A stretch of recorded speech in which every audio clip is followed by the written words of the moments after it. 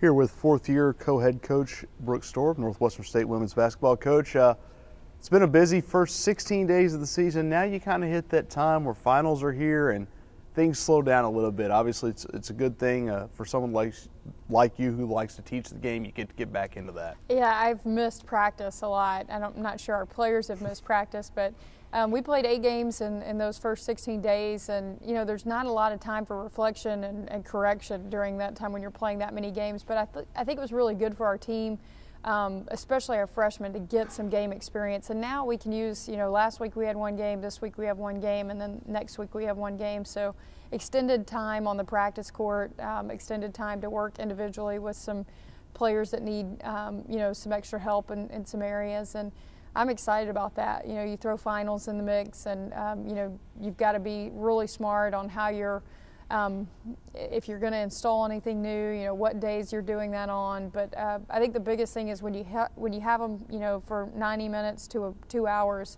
during, you know, this finals time, that they're really focusing, they're concentrating, they're all there. You get better and you improve, and then they go back and concentrate academically on what they need to do. At least you're lucky in the sense that you do have true student athletes. I mean, the 16th best GPA in the country last year.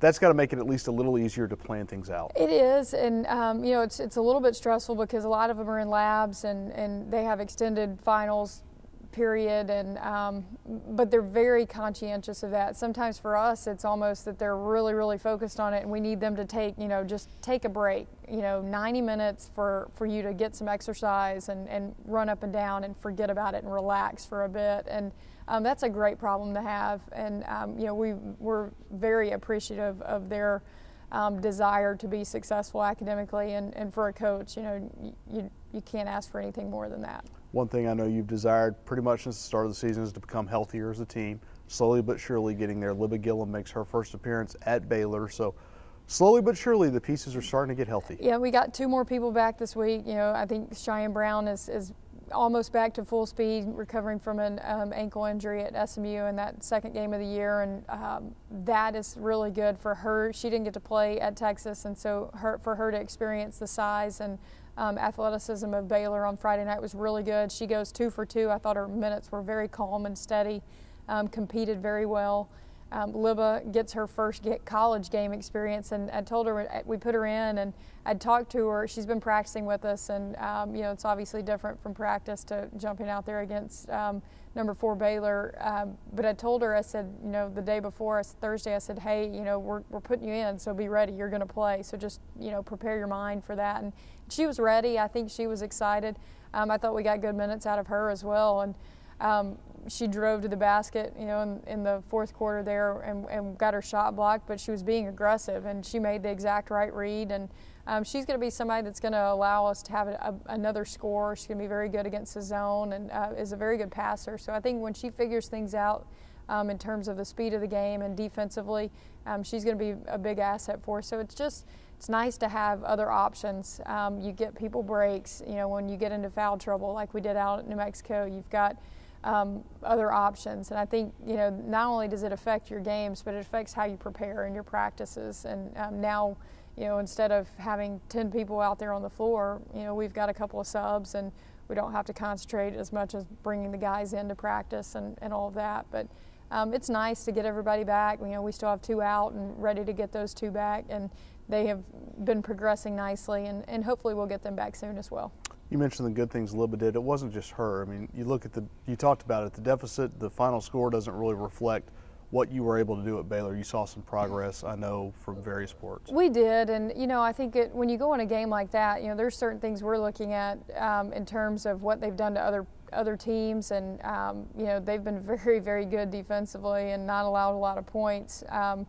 You know, a very good UTA team goes in there and scores 20 points the entire game, and you know, we really had opportunities. We had a very poor 3rd quarter offensively, but I think we scored 27, 28 in the first half, and started getting some good looks, and were able to knock down some shots, shot 44%. And you know, I think that's something that you want to try to do for extended period of time, to be able to compete in a game like that. And our first 5 possessions of the 3rd quarter were very good. We got great looks.